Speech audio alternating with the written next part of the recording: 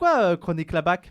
Bah parce qu'en fait, je voulais faire une chronique et en même temps, je parle pas dans le micro là. Tu veux qu'on refasse? Voilà. Ouais. Pourquoi Chronique... Je vais garder ce truc. Ouais. Pourquoi Chronique Labac, Samir? En fait, on a lancé ce principe de faire des chroniques et comme j'ai ce gimmick Il veut pas parler dans le micro. de Nick Labac, bah, je me suis dit pourquoi ne Chronique pas. Labac, Samir? En fait, je voulais associer deux choses. Un, le fait qu'on commence à faire des chroniques dans l'émission et deux, le fait que bah, j'adore le fait que bah, on nique la bac, quoi. Donc je me suis dit pourquoi ne pas réunir les deux. Donc chronique la bac. Merci. Avec un apostrophe au milieu. Une apostrophe. Samir, Une apostrophe. Merci ça me fait professeur. penser que Christophe, pas lui l'autre, a mis du temps à comprendre. C'est-à-dire qu'en fait, il faut que tu l'expliques parce que lui mettait chronique de la bac. Ah. Et mais j'étais en Ouais, mode, mais alors non, pas ce Christophe là qui Ouais. est ici, l'autre L'autre. Christophe. Et Ouais, bon, il il est tellement chelou que non, non. La bac, c'est. C'est normal. La police spéciale des banlieues de répression dans les banlieues. Là, Ouais. c'est vraiment le. Ouais. Donc, tu voulais nous parler de quoi pour ce deuxième numéro de chronique? Et s'il te plaît, parle bien dans le micro. D'accord. Avec ton énorme iPad. Bonsoir. Alors déjà, je voulais, ça n'a rien à voir avec la chronique, mais je voulais souhaiter une bonne fête de l'Aïd à tous les musulmans du monde. Donc, Aïd. Yoko Komor aussi. T'as hésité. Non, parce que je voulais faire en mode inclusif comme la dernière fois. Mais Musulmane bon, et musulman. Voilà, Oh là mais là. en fait, ça me saoule. Donc, du coup, voilà, tous les musulmans du monde, je vous souhaite une bonne fête de l'Aïd, Aïd Koum Moubarak. Et j'espère que Allah acceptera notre gêne. Voilà, Amin. amin. On y travaille, France. Et un petit message particulier à Rabea, le sang, parce que voilà, j'ai vu qu'elle nous avait souhaité une bonne fête. Et oui, donc aujourd'hui, on va parler d'une affaire de violence policière. Une fois n'est pas coutume, on le fait souvent, hein, mais là c'est vrai que... Malheureusement. En fait, non, mais je me faisais une réflexion, parce que dans cette affaire-là, il n'y a pas de mort.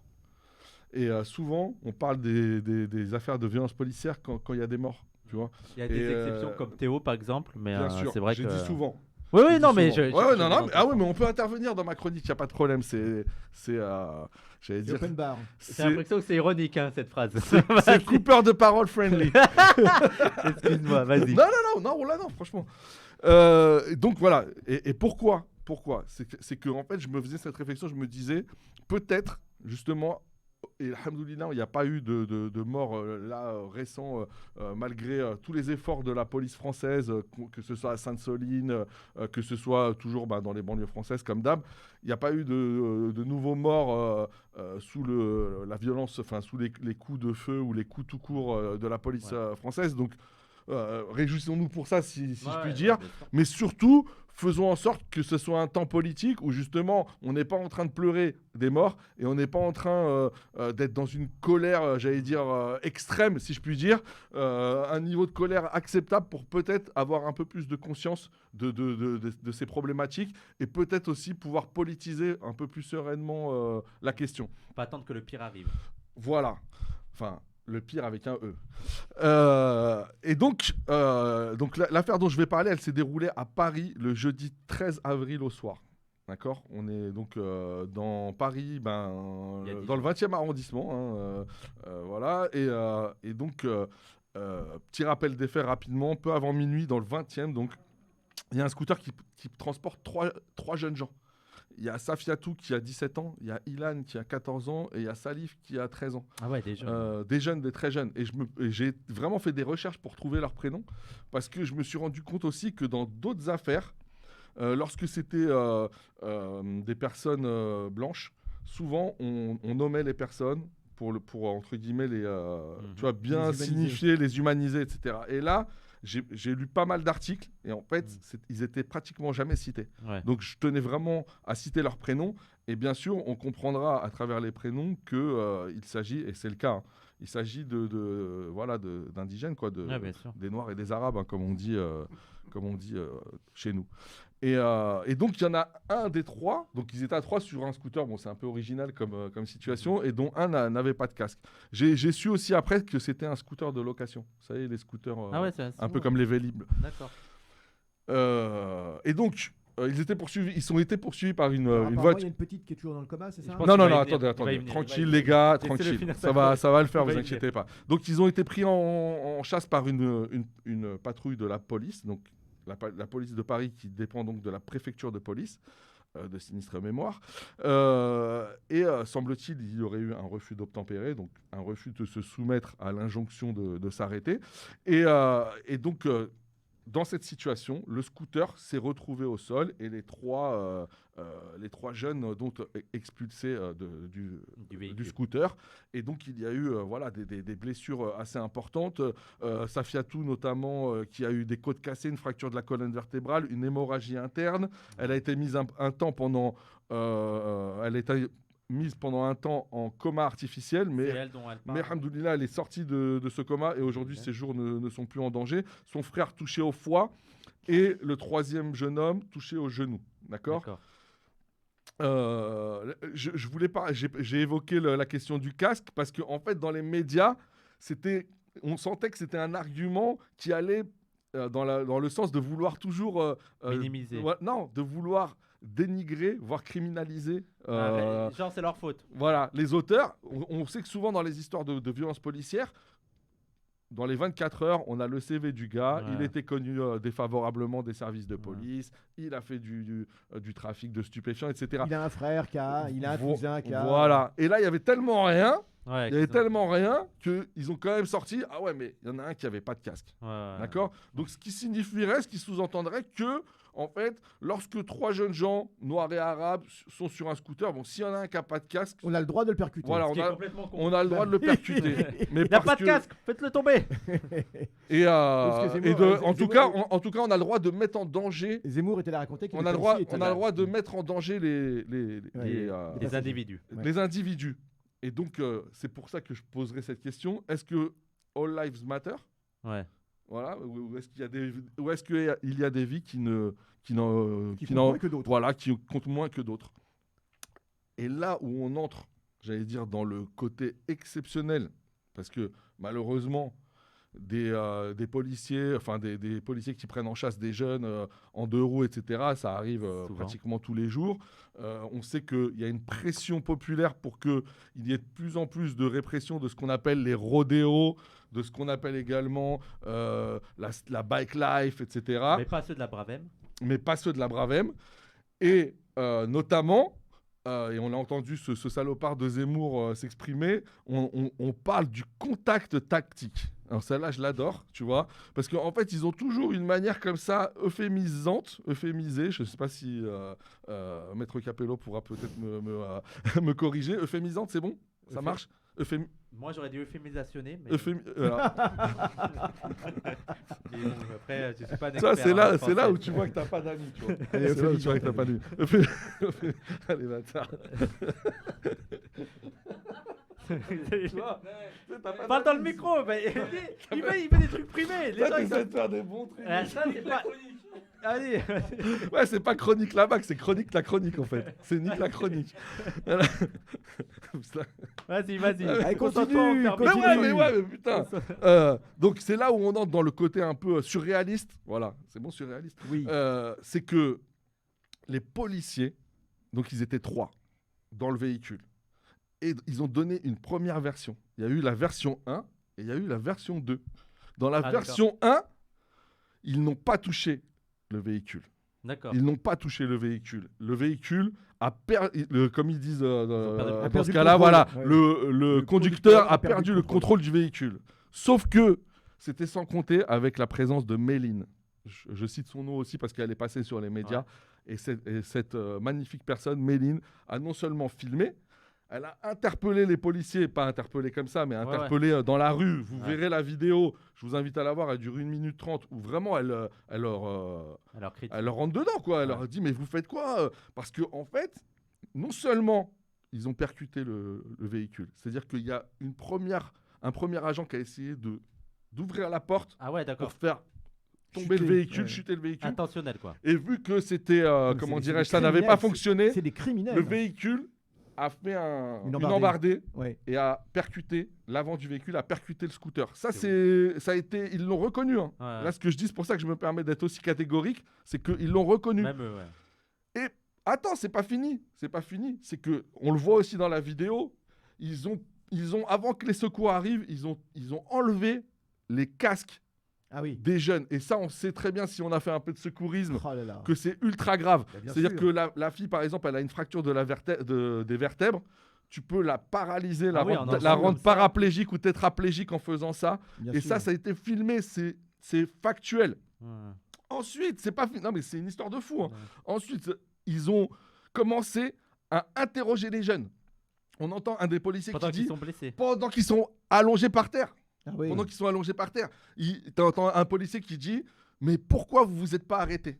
Ah Mais ouais. pourquoi vous vous êtes... C'est-à-dire que le mec vient de percuter un enfant Ouais, ouais, et lui, ouais. en fait, ce qui lui vient à l'esprit, c'est de demander aux jeunes pourquoi tu t'es pas arrêté. Mais t'as plein de gens comme ça qui justifient le fait, mais ils avaient qu'à s'arrêter. Mais Mais c'est bien dire, sûr, mais voilà. je veux dire, il y a des jeunes qui font une bêtise, pour vous on les massacre. Bah oui, C'est-à-dire, ouais. c'est un Ah truc oui. de malade. On a le droit Genre, de les tuer. mais, On a le droit de les tuer. Ils ont fait une bêtise, on les massacre. C'est Non, mais ouf. et puis c'est comme si que le refus d'obtempérer était un délit de criminel. fuite Quoi. et qu'on Ouais. peut leur tirer. Alors à Voilà, la limite, parce que ce ils n'est peuvent pas leur la même tirer chose. dessus. Le Bah oui. refus d'obtempérer et le délit de fuite, c'est pas la même C'est chose. pas du tout Le pareil. délit de fuite, c'est je t'ai vu Tu en as train de commis braquer quelque la chose- supérette. Voilà, c'est ça. Tu te sauves, je fais je te vois en train Mais de braquer même- la supérette, je te pourchasse. Ça, c'est un délit de fuite parce que Ouais. tu viens de commettre un truc, un crime. Je dis pas que c'est bien et qu'il faut Oui, non, taper mais dedans. après, même ça- Mais là, en fait, la seule chose qu'on peut leur reprocher, c'est de ne pas accepter de s'arrêter. Ouais. Mais même dans le délit de fuite, c'est-à-dire qu'il y a un moment donné, Mais- t'as 3 enfants sur un scooter, Mais bien il sûr. faut un délit de Ah non, fuite, mais- il faut être une immense ordure pour se dire je vais les faire tomber. Et en Ah, plus, bien le sûr. délit de fuite, surtout lorsque un policier fait usage de son arme, il y a des sommations. On doit faire des sommations. Ouais. Je veux dire, même tirer officiellement, on doit au moins faire des sommations. Tandis que là, ils font quelque chose sans sommation. Enfin, et ils décident d'attenter à la vie directement de ces jeunes, directement comme cela. Ouais, moi je dirais que c'est une forme de justice C'est une expéditive. forme de, quoi. de peine de mort. C'est-à-dire que Ils appliquent une sorte de peine de mort. Ils Ouais, décident c'est ça. que cet acte peut être réprimé par la violence, quoi. On va le laisser finir. Voilà. Et donc, voilà. Donc ça, c'est la version 1. Donc dans la version 1, ils n'avaient touché personne. Dans la version 2, ils ont été mis en face de leur, Ouais, c'est de la réalité parce que il y a eu les vidéos. Il y a eu également 4 Heureusement, comme témoignages. dans l'affaire de Nordine. aussi. Attendez, laissez-le finir de- parce qu'on est très en Il y a retard. eu 4 témoignages concordants, donc qui expliquaient clairement que le véhicule Oui. avait fait cette embardée et qu'il avait percuté le scooter. Donc, le lendemain, en fait, il y a eu la version 2. Et là,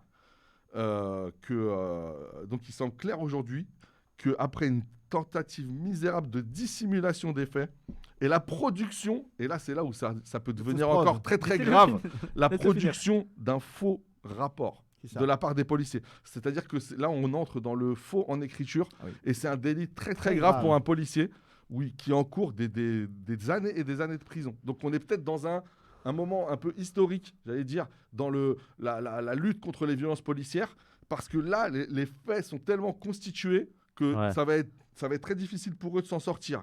À tel point que dans la foulée, alors je n'ai pas la chronologie au jour près, on n'en a rien à foutre, que Darmanin a dû se rendre à l'évidence et il a déclaré, je cite, « Aucun refus d'obtempérer ne justifie que la police outrepasse le droit et la déontologie. » Et il a ajouté, « Les témoignages ici et là, donc bon, voilà ce dont je viens de parler, semblent indiquer une intervention qui n'est pas conforme à ce que le droit et la déontologie permettent. » Donc je Ouais. veux dire, ça c'est du jamais vu quasiment, Ouais. un ministre de l'Intérieur Ouais, il est qui lâche... obligé de reconnaître qui ça. lâche ses keufs comme ça en race campagne. Surtout, Et oui, surtout bien lui. sûr. Les policiers mis en cause, ils ont été suspendus par le préfet. On le rappelle, c'est Laurent Nunez, l'ancien secrétaire d'État, qui était Et qui était passé il y a pas qui était au longtemps à ministère. Hanouna pour dire, ou je sais- oui, Ouais, pour dire ouais. que les violences policières, ça n'existait C'est pas. que et tout. voilà, que c'était. Alors ça, non, ça c'était peut-être plus l'allemand, ça. Mais non lui aussi, il Ah, me lui semble, aussi hein. Ouais, D'accord. Nunez est passé aux médias il n'y a pas longtemps. Une enquête a été confiée à l'IGPN. Les familles ont porté plainte aussi à l'IGPN. Il faut savoir que les familles, elles sont défendues par maître Ari Halimi. Donc c'est Ouais. vraiment un spécialiste Ouais, de ces dans des affaires de violences policières. Il y a le policier qui est mis en cause, donc principalement, qui a été mis en garde à vue. Là, il est sorti de garde à vue, mais il est mis en examen. Et donc, lui, Ari Halimi, qui défend les victimes, il parle d'une véritable tentative d'assassinat. D'accord. Il a vraiment prononcé ces Ah, mots-là. Il dit que voilà, là, on n'est pas dans une violence policière, c'est-à-dire soit une malveillance ou une maltraitance. Il dit là, on est clairement dans un objet criminel. Bah ouais. C'est-à-dire que le véhicule devient une arme par destination et donc est consciemment voilà, ils sont conscients de leurs actes, etc. Donc consciemment, l'objectif, c'est de tuer des personnes, et en l'occurrence des enfants. Et juste pour terminer sur le volet un peu tu vois, de ce qui s'est passé autour, c'est qu'il y a aussi la défenseur des droits, je ne sais pas si vous connaissez, mais moi je ne connaissais pas très très bien, qui s'est autosaisie pour faire la lumière sur cette affaire.